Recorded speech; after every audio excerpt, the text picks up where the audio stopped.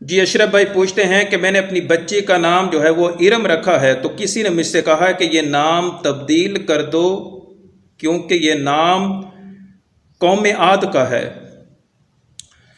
جی جناب، ارم نام کے حوالے سے اختلاف پایا جاتا ہے، وہ اس لیے کہ قرآن میں سورہ الفجر میں اللہ تبارک و تعالی ارشاد فرماتا ہے کہ الم تر کیف فعل ربک بعاد ارم ذات العماد، کیا تم نے نہ دیکھا کہ تمہارے رب نے قوم عاد کے ساتھ کیا کیا؟ وہ ارم کے لوگ تھے، ستونوں کی طرح لمبے لمبے قد والے۔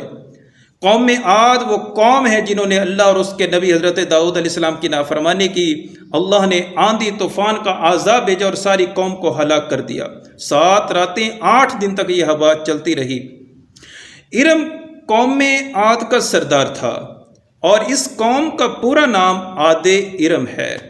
اس قوم پر اللہ کا عذاب آیا تھا اور نبی اکرم صلی اللہ علیہ وآلہ وسلم نے ان عذاب والی جگہوں پہ جانے سے صحابہ کرام کو منع فرما دیا، بلکہ اگر گزرنا پڑتا بھی تو جلدی جلدی گزرا جاتا، حتیٰ کہ قوم سمود کے کنویں سے جو ہے وہ نبی اکرم صلی اللہ علیہ وآلہ وسلم نے صحابہ کرام کو پانی لینے سے منع فرما دیا، جانوروں کو پانی پلانے سے منع فرما دیا۔ تو اسی سے یہ قیاس کیا جاتا ہے کہ ان کے نام بھی استعمال نہیں کرنے چاہیے۔ اور پھر یہ نام ارم یہ فیمیل کا تو ہے ہی نہیں، میل کا ہے۔ تاریخ میں 2 مرتبہ یہ نام ملتا ہے، ایک تو بتا دیا ہے قوم عاد کے سردار کا نام تھا ارم، اور دوسرا سام بن نوح علیہ السلام کے بیٹے کا نام جو ہے وہ ارم جو ہے وہ ملتا ہے۔ اب اختلاف جو ہے وہ اس سے پیدا ہوا کہ فارسی میں ارم جنت کو بھی کہتے ہیں، جنت کے باغ کو بھی کہتے ہیں، تو اب یہ کہا جاتا ہے کہ اس حوالے سے تو یہ نام رکھنا درست ہے نا، کہ یہ جنت کے باغ کو ارم کہا جاتا ہے۔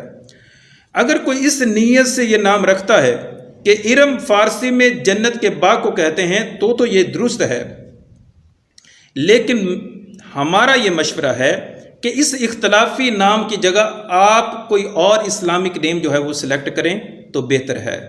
جنہوں نے ابھی نام رکھنا ہے یا رکھ لیا ہے لیکن رکھے ہوئے تھوڑے دن گزرے ہیں، تو ان کی خدمت میں یہ عرض ہے کہ وہ جو ہے وہ یہ نام تبدیل کر دیں تو بہتر ہے۔